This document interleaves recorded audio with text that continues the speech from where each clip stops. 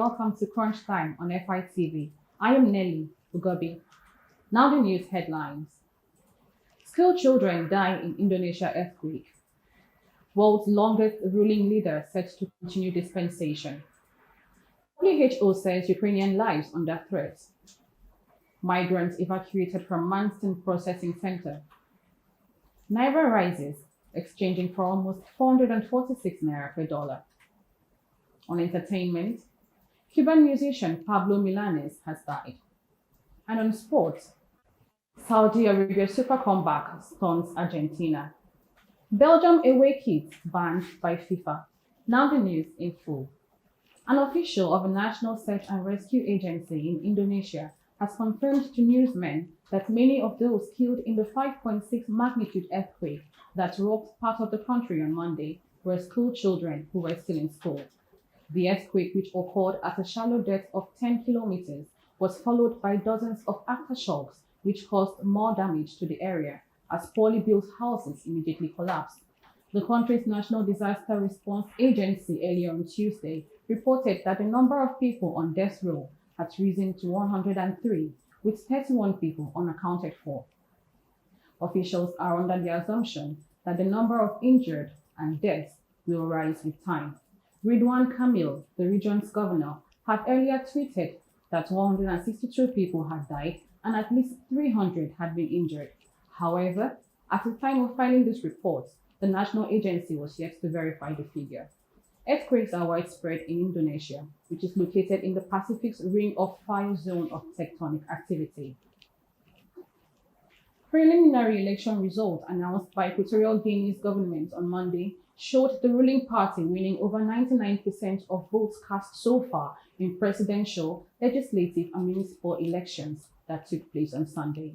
Teodoro Obiang, the president of the small authoritarian and oil-producing nation in Central Africa, wants to extend his 43-year rule as the world's longest-serving head of state. 80-year-old Obiang has consistently won more than 90% of the vote in elections held over the course of 5 terms since seizing power from his uncle in a coup in 1979. He said he is confident that the victory belongs to his party. More than 400,000 people registered to vote in the country of 1.5 million people, which is divided between the Gulf of Guinea island of Bioko and a coastal mainland sandwiched between Cameroon and Gabon. Meanwhile, Esono Ondo, a member of the opposition, said the election is a total fraud, adding that his party would challenge the result in court. He claimed that while there was some semblance of fair voting in the island capital of Malabo, his party had evidence that officials elsewhere were casting ballots on voters' behalf or forcing them to vote for the ruling party. We'll head on for a commercial break now.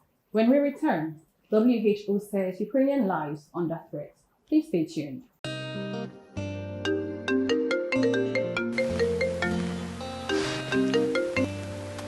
Hello, babe.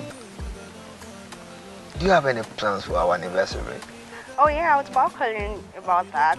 I was thinking we could go to Galpin Suites Hotel. Gaping suits? Yeah, they have the best services. Every luxury is available and it's the kind of paradise you want to experience. It's the best, honestly. Oh, that would be nice. Seems like a very good idea.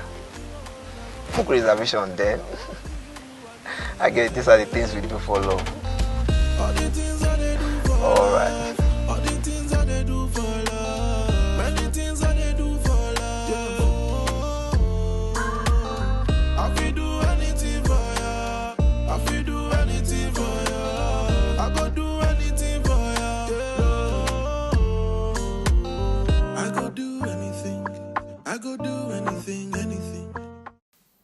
You're welcome back.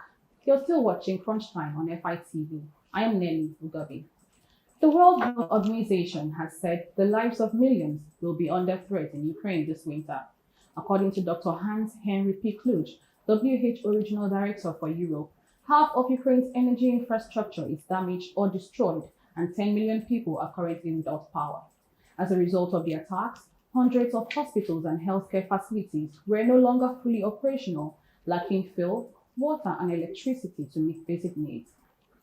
According to him, all of these things require energy, including incubators for maternity wards, refrigerators for blood banks, and ventilators for intensive care beds. WHO says up to 3 million people in Ukraine may flee their homes in search of warmth and safety. The director further called for the creation of a humanitarian health corridor into a newly regained and occupied area in Donetsk. A Home Office source has confirmed that the Manston Migrant Processing Centre, which serves as a holding facility for people who arrive in the UK on small boats, is currently empty. During the autumn, thousands of migrants were housed in tents at the former military airfield, causing overcrowding and disease outbreaks. According to officials, everyone who was staying at the temporary site has been relocated, as the government has purchased hotel space to help with the backlog. Workers at Manston were subjected to daily sit-down protests and were yelled at by people being held there. According to Lucy Morton, the head of Immigration Services Union, which is the union that represents some of the staff there. Earlier this month, she said improvised weapons were being discovered on a regular basis and that no prison in the UK has over 4,000 people uncontained face-to-face with those who are responsible for controlling them. Improvements to the facilities are expected to continue while fewer or no people are held at the site. At the investors and exporters window on Monday, the Naira strengthened against the dollar and traded for 445 Naira 38 kobo. The figure represents an appreciation of 0.07% compared with the 445 Naira 67 kobo for which the dollar exchanged at the close of business on Friday. On Monday, the open market indicative rate reached a close of 444 Naira 8 kobo to the dollar. Before it settled at 445 Naira 38 kobo, the highest exchange rate to the dollar during the day's trading was 447 Naira. The Naira sold for as little as 440 Naira to the dollar within Monday's trading. A total of $83.57 million was traded at the official investors and exporters window on Monday. We'll take another commercial break now. When we return, entertainment is up. Please stay tuned. Have you ever wanted a home away from home? A place where all your accommodation and lifestyle needs are met? Then look no further than Mikoch Apartments and Suites.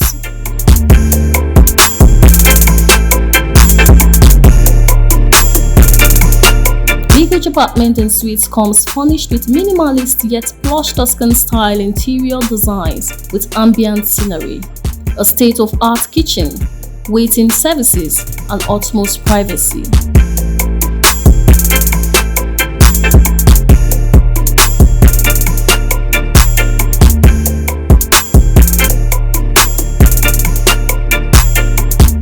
A pool and a bar. For bookings and inquiries, send a mail to at Mikoch Apartments and Suites. Visit the website on www.mikochapartmentsandsuites.com or call 0803 448 8808 and 0903 096 2030. Mikoch Apartments and Suites, the home of luxury. You're welcome back. Pablo Milanés, a Grammy winner and a key figure in Cuba's Nuevo Trova movement, has passed away at age 79. On songs like Yolanda, Yo Me Quedo, and Amor Esta Isla, Pablito, as he was affectionately known, was celebrated for his emotive singing and poetic lyrics. His passing was announced on his Facebook page. In order to receive treatment for blood cancer in Spain earlier this month, Milanés postponed a number of performances. Reacting to the news of his death, Prime Minister Manuel Marrero Cruz said Cuba's culture is in mourning. And in sport, one of the biggest upsets of the World Cup was pulled off by an audacious and brilliant Saudi Arabia, who defeated two-time champion Argentina in an exciting Group C opener in Lusail. Saudi Arabia, ranked 51st in the world, could have been done and dusted in the first half, as Lionel Messi scored from the penalty spot before Argentina had 3 goals ruled out for offside. Saudi Arabia, on the other hand, turned the game on its head in a stunning 10-minute period after half-time, with Saleh Al-Sheri leveling with a low effort and Salim Al-Dosari firing them ahead to spark pandemonium. The Green Falcons, who had earlier shown ruthlessness on one end, then showed toughness on the other, holding back a strong Argentina team. Lionel Scaloni's Argentina side entered the tournament as one of the favorites, riding a 36-game unbeaten streak that included a Copa America title in 2021. They now have to do everything they can to keep their hopes of a first global triumph since 1986 alive and give Lionel Messi a fitting end to what will almost certainly be his World Cup swan song. On Saturday, they will face Mexico, while Saudi Arabia will face Poland. Belgium has reportedly been forced to give up another piece of World Cup clothing just one day after being told to change their away kit. The Red Devils face Canada in Group F on Wednesday evening, but have already generated a lot of media attention in Qatar. Belgium was one of the countries that planned to wear a One Love captain's armband in support of LGBT plus rights during the tournament. Eden Hazard wore the armband earlier this month in a friendly against Egypt.